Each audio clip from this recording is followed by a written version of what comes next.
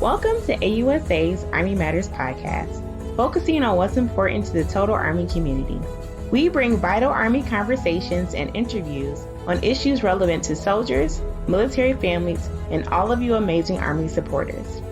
Rotating each week, our show includes Soldier Today, Army Real Talk, Family Voices, and Thought Leaders.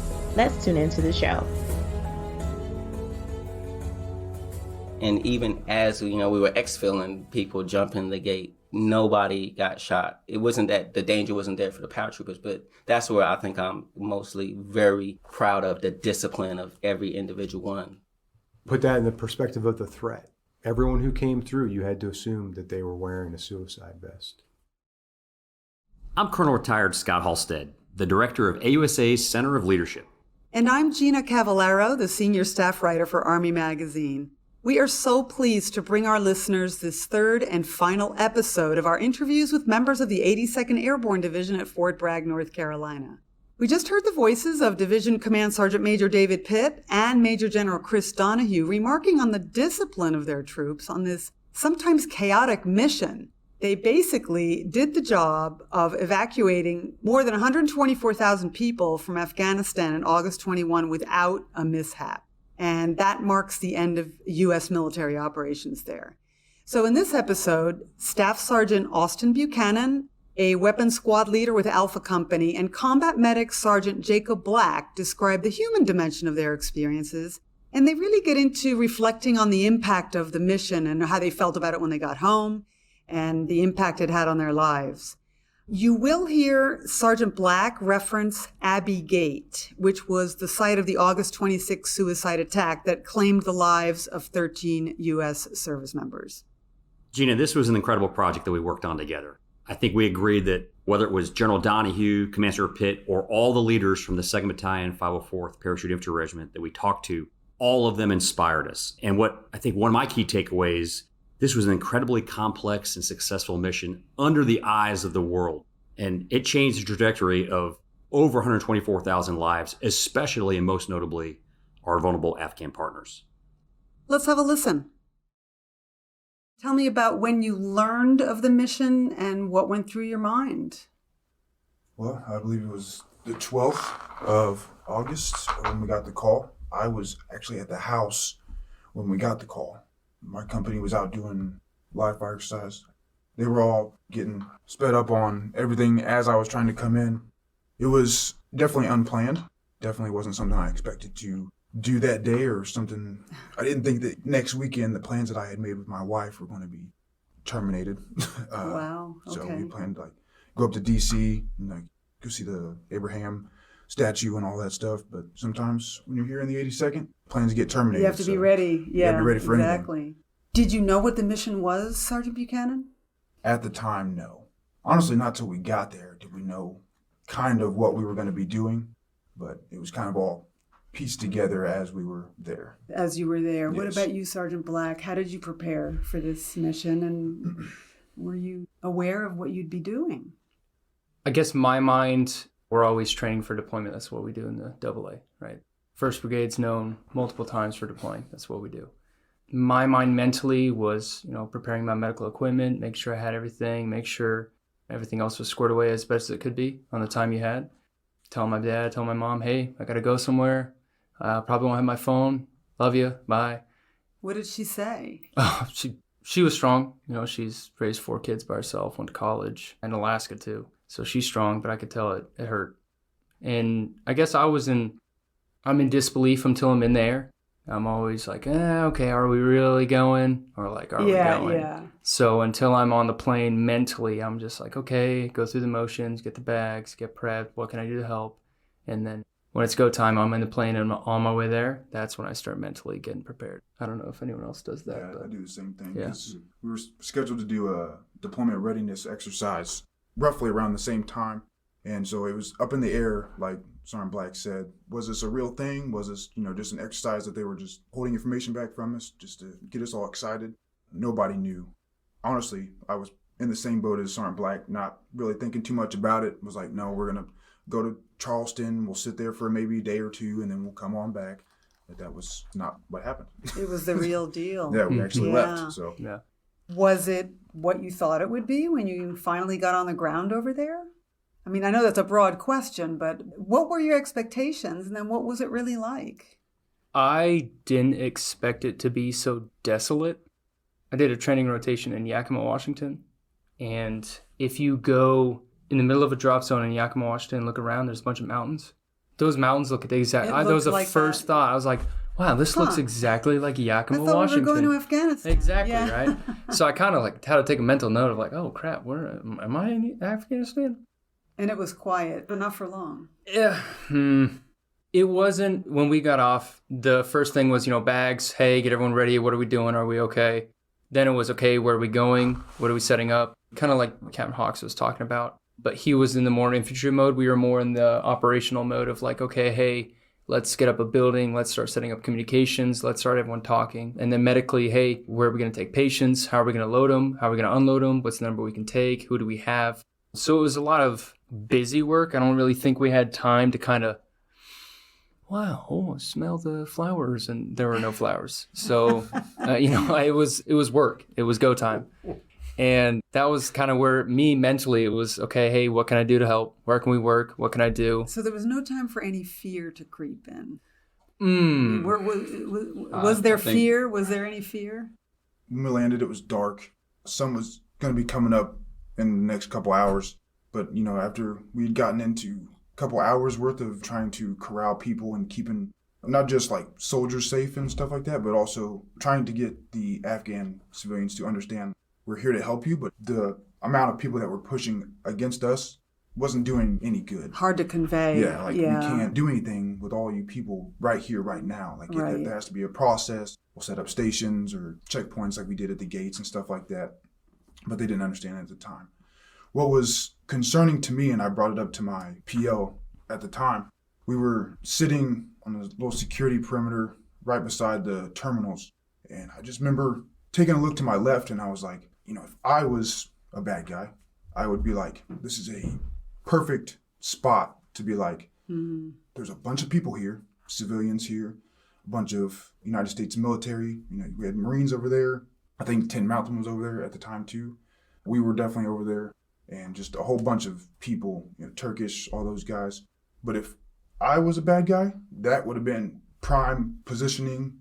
Bunch of people could have done a lot of damage with an S-vest or some type of V-bid or something. Frightening. They could have just drove it right through the massive security breach that we had there at the time and could have done a lot of damage.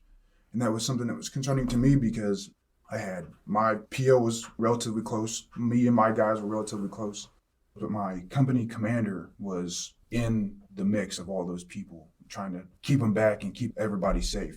Along with Captain Hawks, actually. He was down there. Mm-hmm. So those are two United States captains on like the front lines trying to do what they can to help get their company online and make sure everybody's safe and all that. And had something have happened, we would have lost two key leaders in a matter of seconds. Yeah, and how did you keep yourself under control personally? So, like breathing or anything like that? What did you do?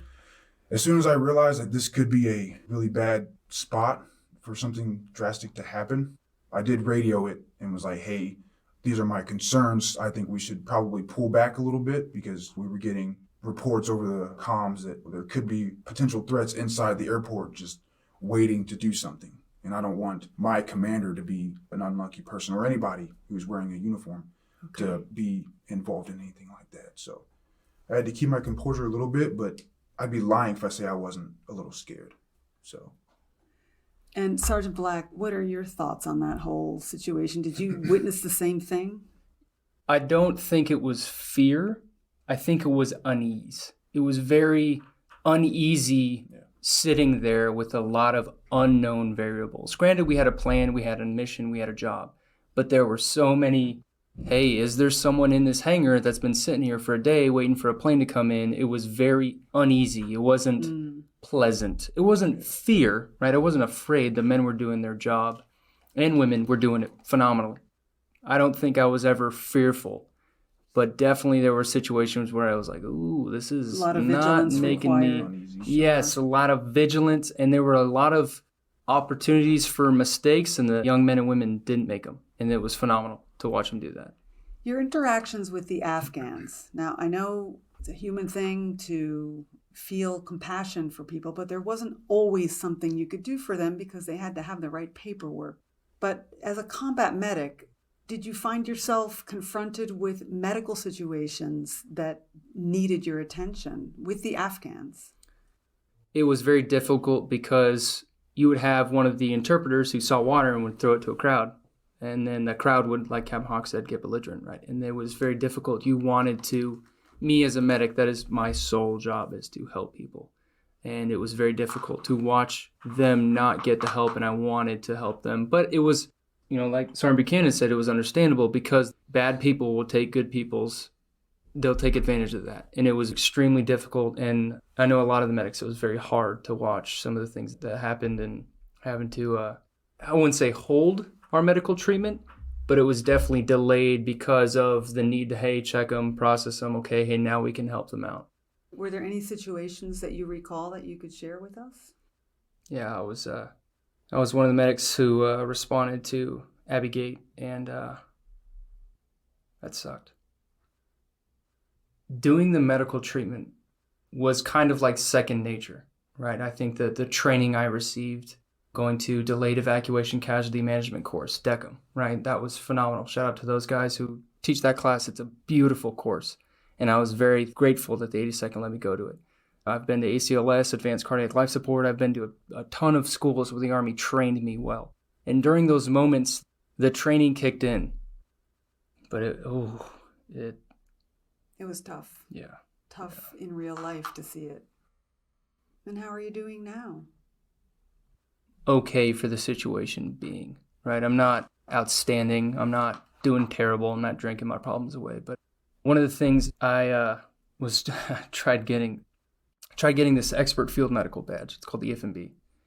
And during the lane, you have 3 patients that you have to work on, right? And they have these rescue Randys, which are plastic the realistic dummies, right? Well, those weren't the problem, Yeah. the heavy ones. It was the $50,000 realistic one that its eyes are wide open. The eyes still, Maybe